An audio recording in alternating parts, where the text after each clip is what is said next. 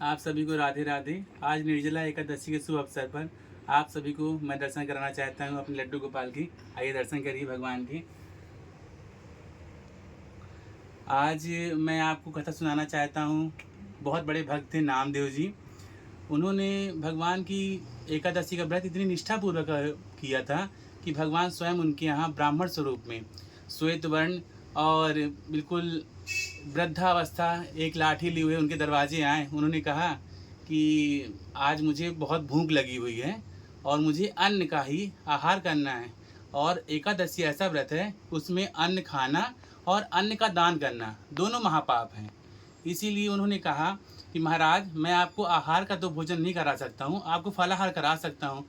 तो वो तो भगवान थे, परीक्षा लेने आए थे उनके दरवाजे में कि देखिए कितना निष्ठावान व्यक्ति है कि यह भगवान की मतलब मेरा व्रत अच्छे से कर रहा कि नहीं।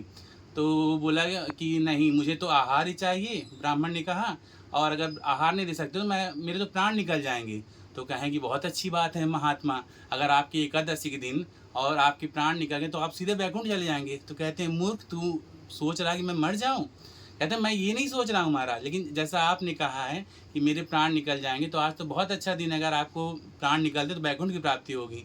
अब वो जिद में रहे कि मुझे आहार करना है, वो कहे मैं आहार का दान नहीं कर सकता हूँ। यही कहते हुए वहीं पर विश्राम अवस्था में परलोक को सिधार गए।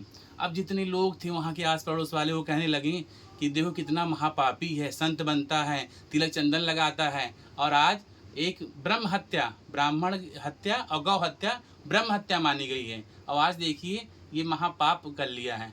अब वो नामदेव जी कुछ नहीं किए, भगवान का संकीर्तन करते रहें। एकादशी का व्रत पूरा हुआ तो अपनी पत्नी और बच्चे से कहें कि ब्रह्म हत्या तो मुझे लग गई है, क्योंकि वो तो भगवान की इच्छा से हुआ है, ये परलोक सिधारे हैं, लेकिन मैं निमित्त बन गया हूँ, और निमित्त बनने के कारण मेरे ऊपर ब्रह्म हत्या लग गई है।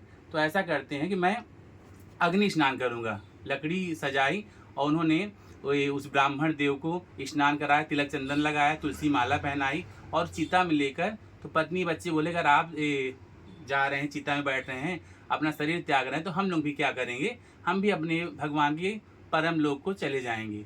उन्होंने नामदेव जी ने ब्राह्मण शरीर को लिया, चिता में बैठी, वही अपने आंगन में ही चिता में आग लगाई, और चिता में जैसे ही आग, भगवान तो भगवान स्वरूप थे ब्राह्मण जो बन के आए थे, जैसे ही भगवान की कमर में आग की आँच पहुँची, उन्होंने नामदेव जी को खींचा और बाहर किया, गले लगाई। यह सब दृश्य पूरे जो वहाँ के समाज के इकट्ठा हुए थे सब देखें कि ब्राह्मण ने उनकी जान बचाई और नामदेव जी को गले लगाया, और वो अंतर ध्यान हो गए कि तो प्रभु थे, उन्होंने परीक्षा ले ली थी कि देखिए ये कितना निष्ठावान है। तो वो अपनी निष्ठा पर अड़े हुए थे, और भगवान अपनी जिद पे रहे कि हमें आहार ही लेना है, लेकिन वो भक्त को हरा नहीं पाए, इसलिए भक्त का यहाँ पर दर्जा ऊंचा रहा भगवान से।